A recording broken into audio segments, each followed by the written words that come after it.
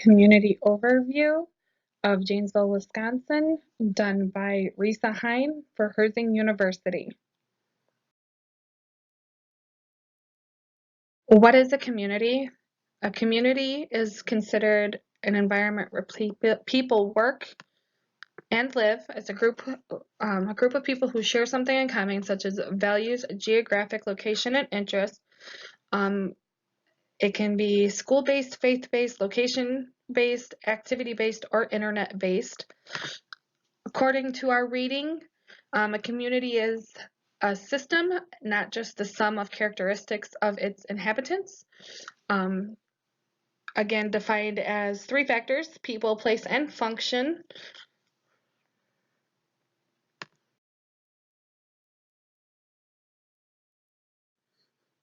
A little bit about Janesville, Wisconsin. It is a city located in southern Wisconsin.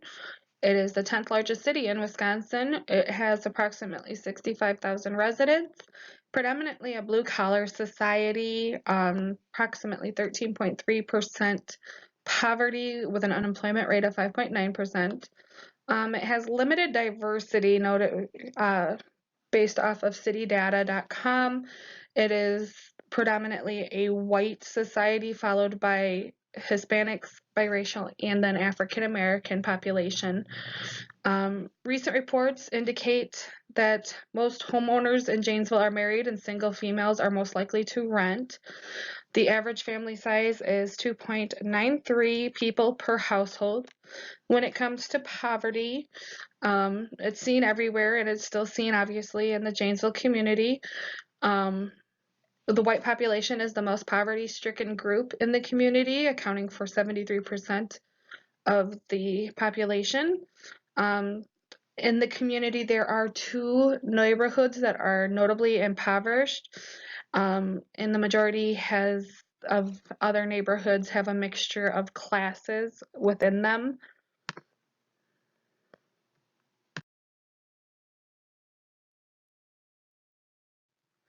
In Janesville, as for employment, um, for years, Janesville was noted for being the first GM plant to create vehicles. We were home to that. Most recently, with the closing of GM back in 2009, Mercy Health Systems is the main hospital and provides employment for the majority of people in the area. Otherwise, there is Lab Safety and Supply and the Janesville School District that round out the top three employers in Janesville. According to CityTown Info, the leading occupation in the community is office administration, followed by production workers. Again, it is a very much a blue collar and lower middle class society that does favor the trade industry.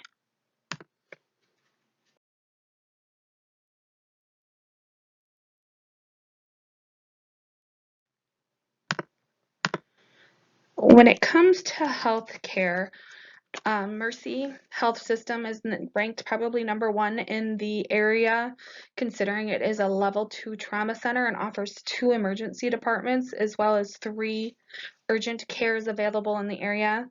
Within the last 10 years, there was a St. Mary's Health System that was opened up. Um, and if neither one of those are available for insurance and network, if you just go about 9 miles south, you'll get to Beloit Memorial Hospital. 93% of the population has health care insurance. 53% of that is employee provided. 16% are on Medicaid, 11% on Medicare, and only 6% of the community is uninsured.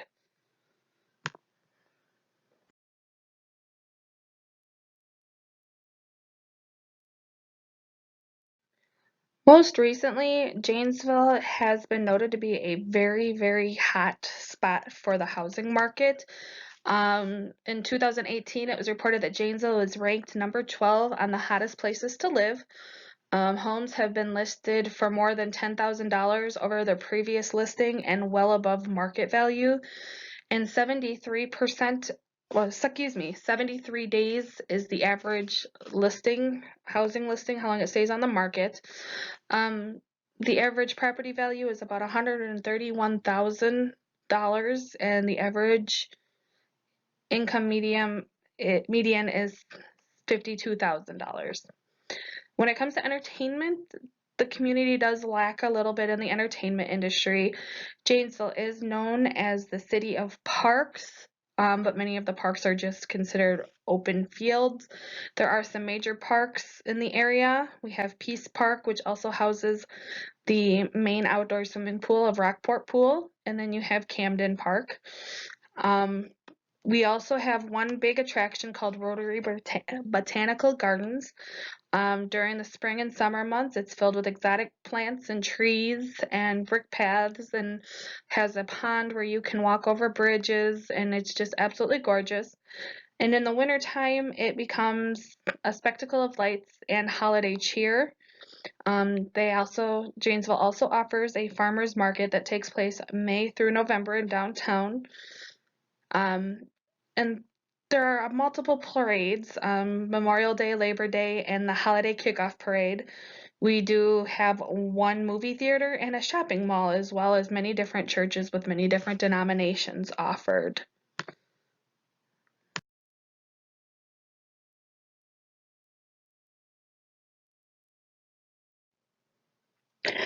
A little bit about Janesville and its location.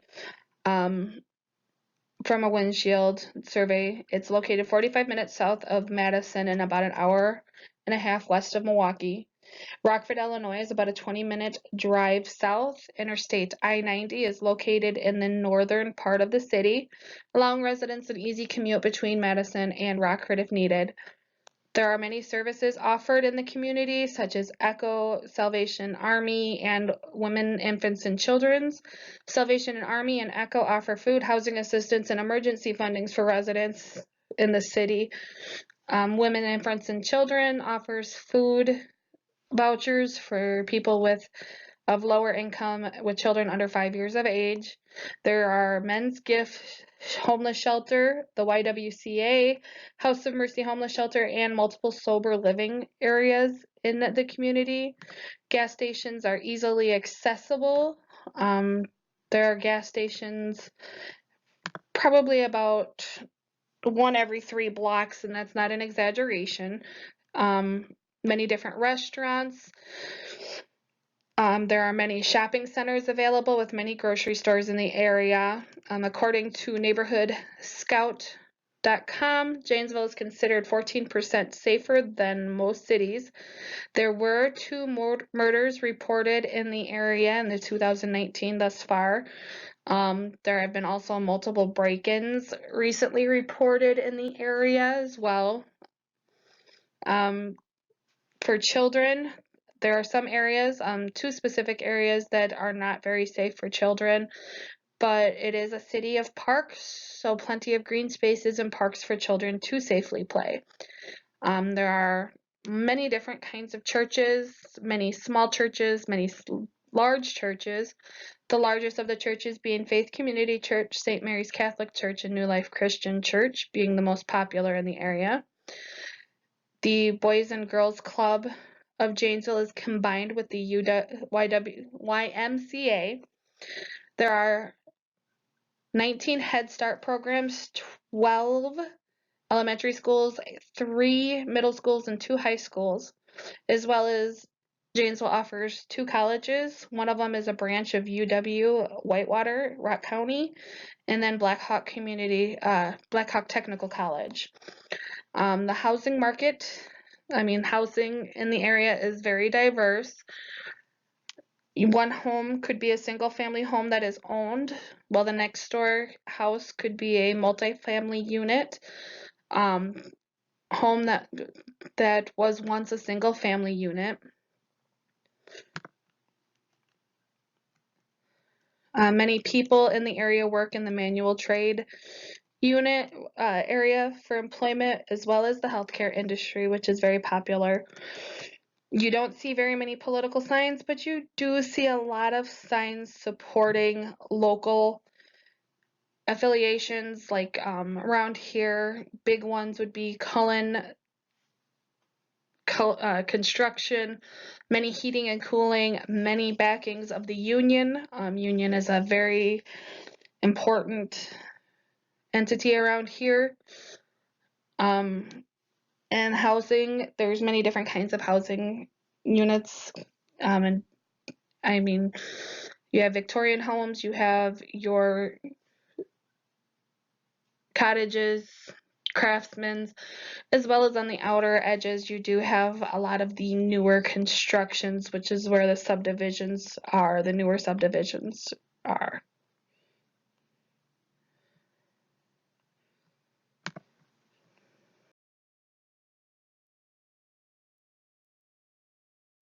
Community assessment of Janesville. Big thing that is obvious in Janesville is alcoholism and DUIs are very, very common in the area. Wisconsin in itself has been ranked number 3 in the most drunk state, with 8.9% of its residents considering themselves heavy drinkers, while 24.6% of residents consider themselves binge drinkers. In Janesville area, people are arrested quite regularly for operating while intoxicated. According to the Department of Transportation, in 2005, 28,790 people arrested in Wisconsin for OWIs, with first-time perpetrators only getting no jail time, 6 to 9 months, license revocation, and $150 to $300 fine. Sober living services are offered in the area for those individuals who are seeking to be clean, as well as many other outpatient and inpatient options for those looking for a sober living or sober lifestyle. According to the Rock County Public Health, Janesville, Rock County area holds the second place in the state for the most obese county. Of course, obesity is considered a precursor for many other chronic illnesses such as heart disease, diabetes, and hypertension. Though Janesville is the second most obese city, it does offer amenities to help combat obesity. Multiple gyms are available, such as the YMCA, Anytime Fitness, Planet Fitness, as well as other small gyms that aren't as chain related. There are also biking trails and walking trails in the area, especially around the Rock River that runs through Janesville. Unfortunately, Janesville does offer a large variety of fast food chains and restaurants that don't provide healthy alternatives. Most of the food that is offered in Janesville is beef related, dairy related. Although it is counterproductive, there are many programs available in the area, such as Weight Watchers, MediThin, and many weight management programs available with healthcare providers.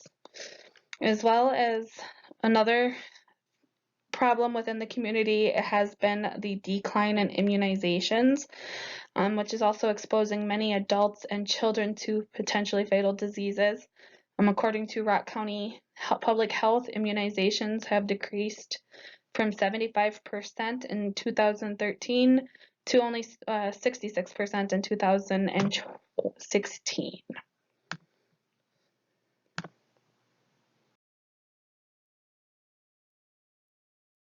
Community partnerships for this program include law enforcement and health department, as well as community residents. The reason being is we need to determine the need for this intervention and determine the problem here. Law enforcement would be great because they are the ones that see a lot of patients or residents with OWIs, and also public intoxication. Health department as a way to get numbers and involve them, as well as getting communities, residents' input on the issue as they see the issue and want to address it if they see the issue at all.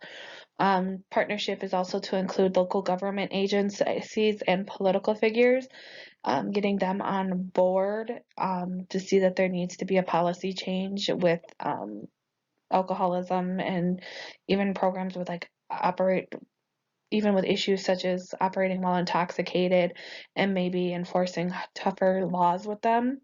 Resources would include a lot of hospitals, support groups, inpatient and outpatient addiction programs, programs that like Meritor offers, such as the New Start program, which offers an array of resources for patients who are admitted inpatient, as well as the Gateway program through UW Health offer resources.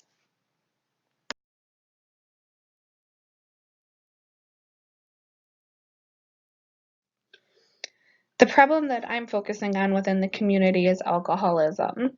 The problem is common among adults 18 to 55 years of age, and it's more common among the men population. Why should we solve this problem? Because the problem with alcoholism runs a risk not only to the patient but to the residents in the area, especially with the increase in OWIs. How will we know if this problem has been solved? This is going to take years of research, but there should be a decrease in alcohol withdrawal admissions to hospitals and a decrease in OWI arrests.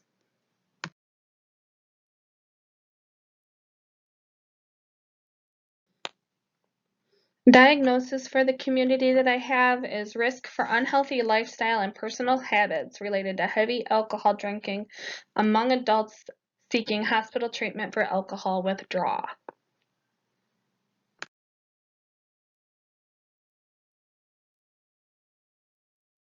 Objectives that I have: patients who are hospitalized for alcohol withdrawal will have access to outpatient support such as Alcoholics Anonymous, Narcotics Anonymous, and outpatient clinic follow-up. Patients who are ready for discharge will follow up with outpatient clinic within 1 week after discharge. Discharged patients will address triggers and refrain from drinking.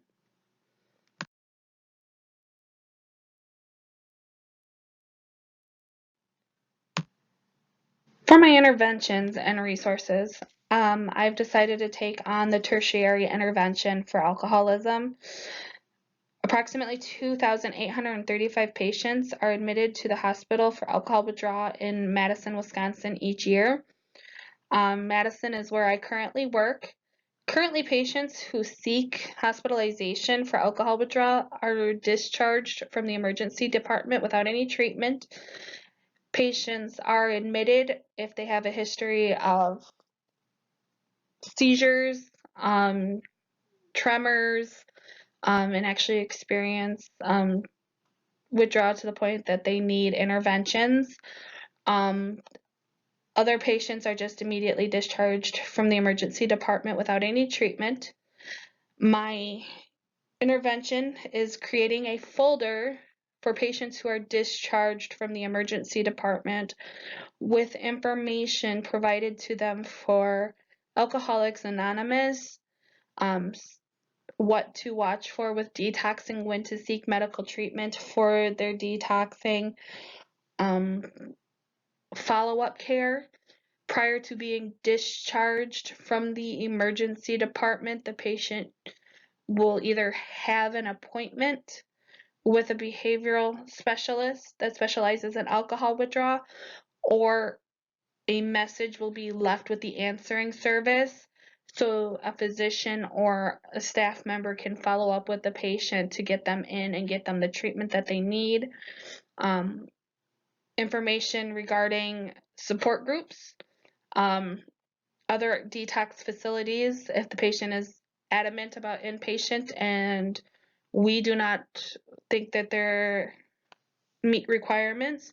There are other detox facilities in the area, also offering resources for sober living so these patients can seek a sober living facility.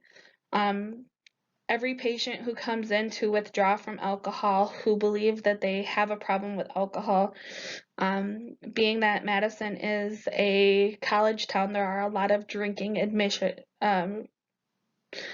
admissions to the emergency room.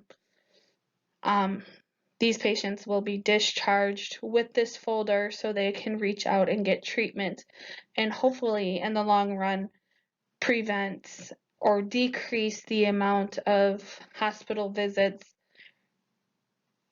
for alcohol withdrawal or admissions for alcohol withdrawal, and also to decrease the amounts of OWIs and other alcohol-related injuries in the community.